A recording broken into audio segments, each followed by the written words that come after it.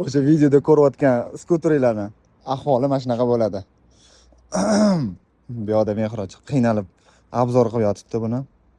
Aniq ayta olaman, bu holatdagi Nmax skuterini men aytgan narxda aniq topa olmaysiz. Videoni oxirigacha ko'rib turib, narxini aytib. Xullas, oldindan aytib qo'yaman, 4 million ekan narxi. Bu qiynalib video yasab turguncha men Jaydarinskka chiqazib yuboraman.